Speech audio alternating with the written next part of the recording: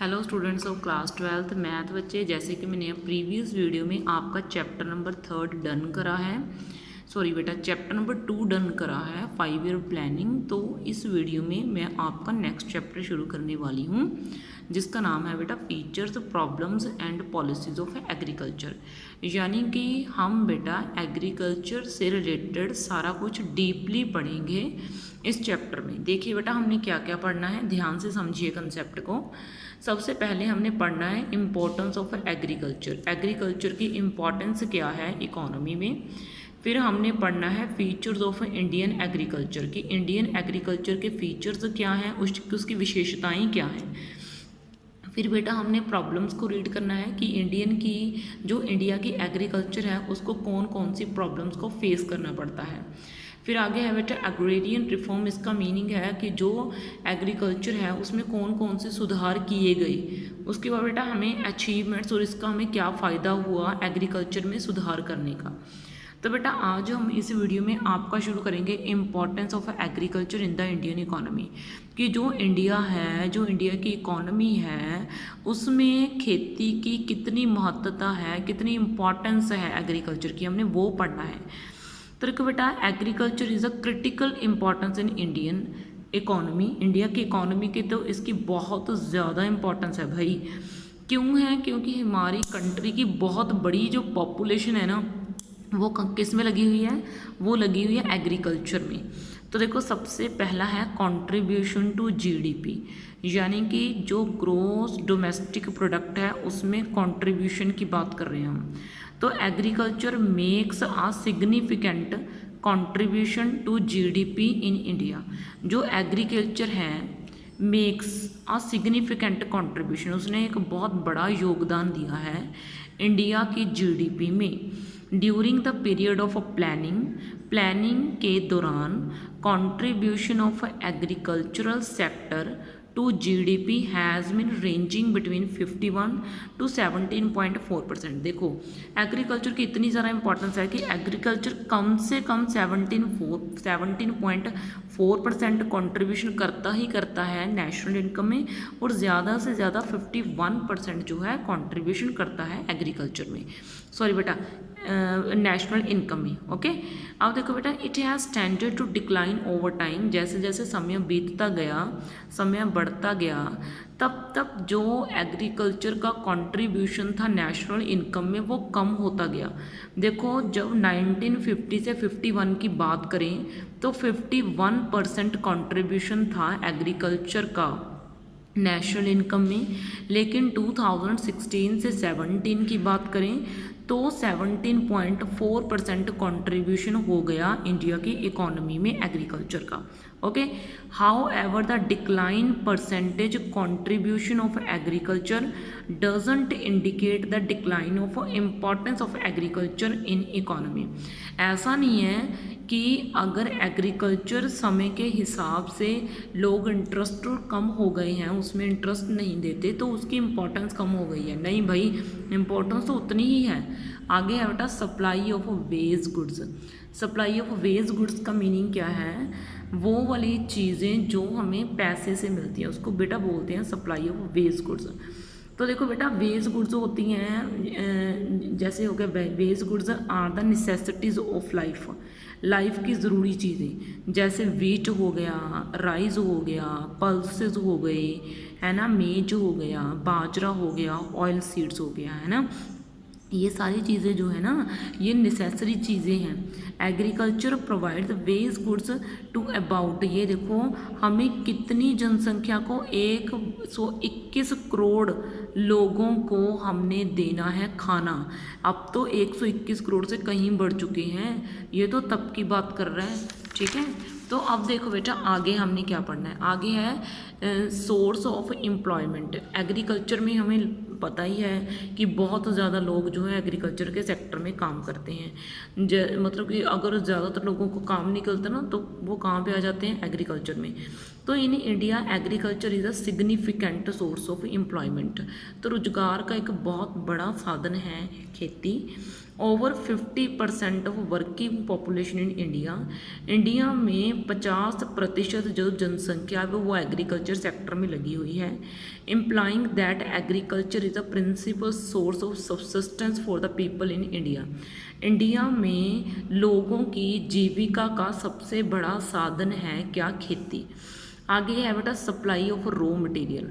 Raw material का meaning होता है कच्चा सामान, जैसे कॉटन हो गया है ना, जिससे हम फाइनल गुड्स तैयार करते हैं उसको बोलते हैं रॉ मटेरियल।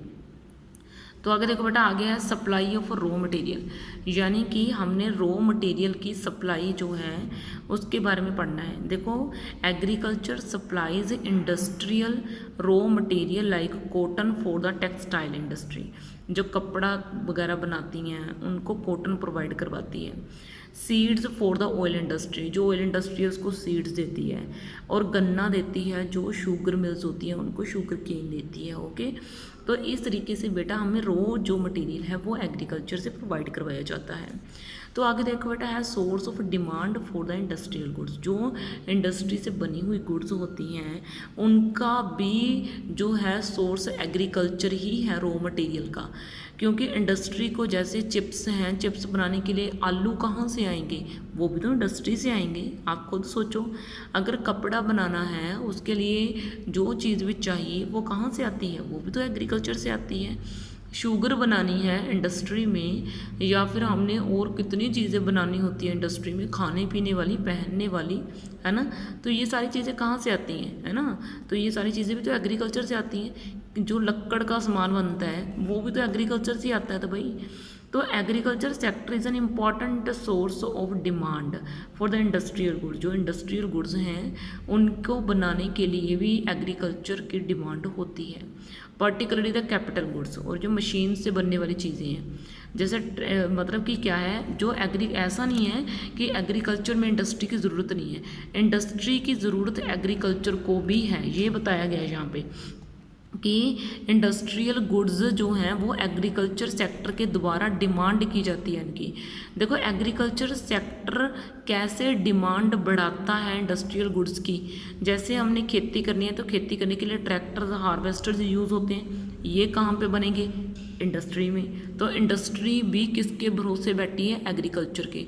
तो एग्रीकल्चर इंडस्ट्री की जीविका चलाने का एक अहम साधन है। आगे है कंट्रीब्यूशन टू इंटरनेशनल ट्रेड।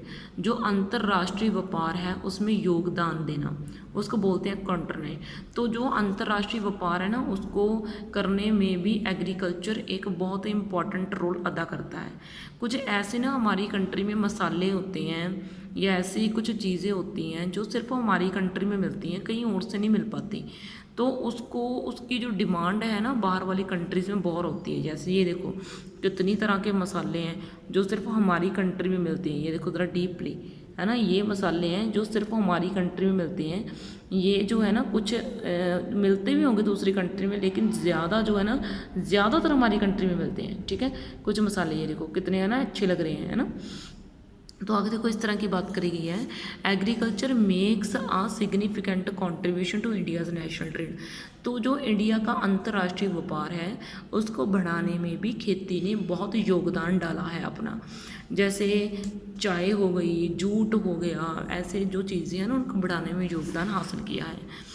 आगे देखो बेटा, आगे है contribution to domestic trade. Domestic trade का मीनिंग है हमारी कंट्री के अंदर का घरेलू व्यापार, यानी कि घरेलू व्यापार यानी कि घर के अंदर का बिजनेस, यानी कि कंट्री के अंदर के बिजनेस की बात करें तो उसमें भी जो है इंडिया उसने बहुत बड़ा कंट्रीब्यूशन दिया है।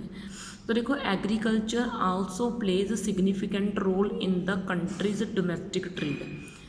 This is borne out by the fact that huge expenditure in India is incurred on the purchase of farm product। ये देखो इसका मतलब क्या है कि हमारे जो लोग हैं ना वो ज़्यादातर खर्चा कहाँ पे करते हैं, खेती से बनी हुई चीज़ों के ऊपर खर्च करते हैं।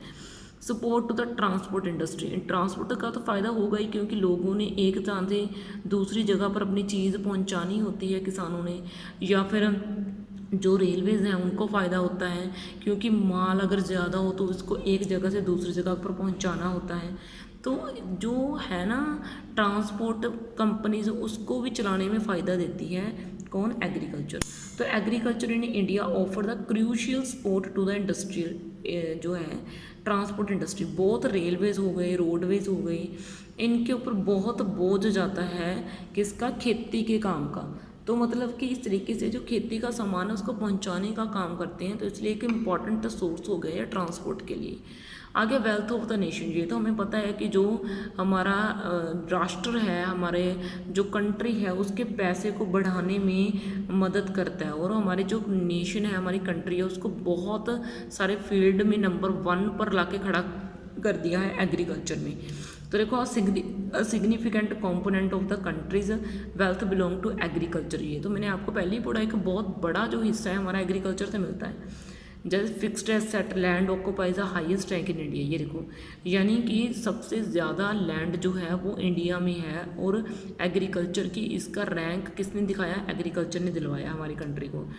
इसके अलावा जो कैपिटल वॉर्थ हो गए, मतलब इतने ज़्यादा जो पैसे हैं ना हमारे, आज भी लोग इरिगेशन के प्रोजेक्ट में, खेती के प्रोजेक्ट में लगाना पसंद करते हैं। ठीक है, तो बेटा इस वीडियो में आपके लिए इतना ही, मैंने आज आपको इम्पोर्टेंस ऑफ इंडियन एग्रीकल्चर के बारे में पढ़ा दिया। ओके बेटा, थैंक यू देन।